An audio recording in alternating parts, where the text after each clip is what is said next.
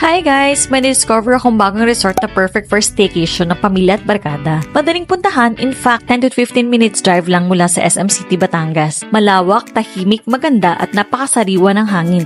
Tara at samahan niyo ako sa pag-tour natin sa RMD Private Resort na matatagpuan sa Sitio Manggahan, Kanluran, Barangay Tulo, dito sa lugar na inyong flying sexy girl, Jasmine, ang Batangas City.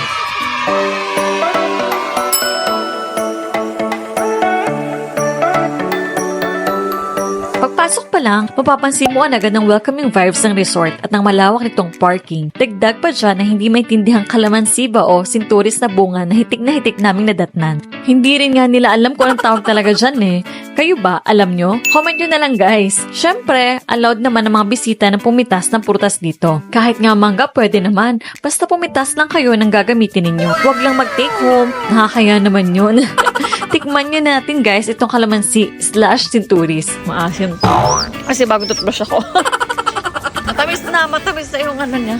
Meron din sila ditong playground. Tsaka mag-enjoy mga kids dito. Tayo din syempre. Nakakamiss tuloy maging bata. Kaya maganda magdala dito ng mga kids. Kasi meron silang playing area.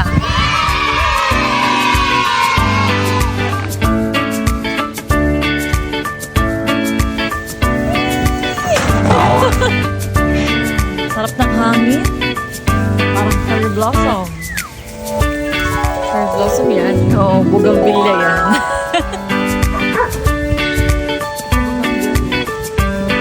Welcome to RMD Private Resort.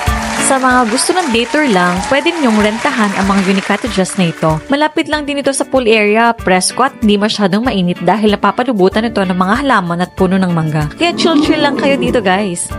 Ito yung isa.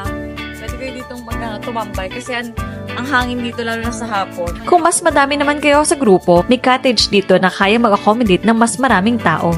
Para naman sa mga trip pag-overnight na traditional style, you can rent this kubo. Meron din silang air-conditioned room na murang-mura lang ang rate. Yan.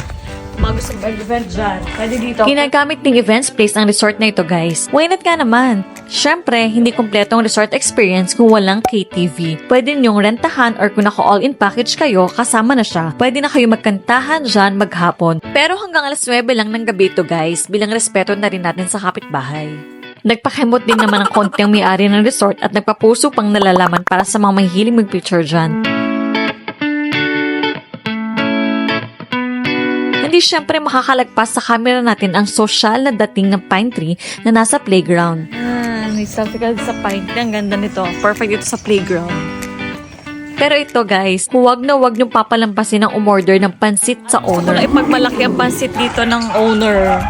Super perfect. Kung gusto nyo magpaluto ng pansit, grabe, ang ganda, ang sarap ditong pansit. Kung hindi nyo pati nakakatim ng lutong bahay, yung mga lutong bahay, pero hindi. Ito ay super ang tawag doon, yung beyond expectation. Isa ito sa pinaka-the best na pansit na tikman ko. Pwede naman kayo magdala ng sarili nyong food. Actually, may allotted space dito para makapagluto at syempre hindi pwede mawala ang inihaw sa outing. Pag sinabi nating outing, dapat may ihaw-ihaw dyan. Pag wala, ay nako, hindi yan outing. Kahit pa may dagat or pool dyan. Charot lang.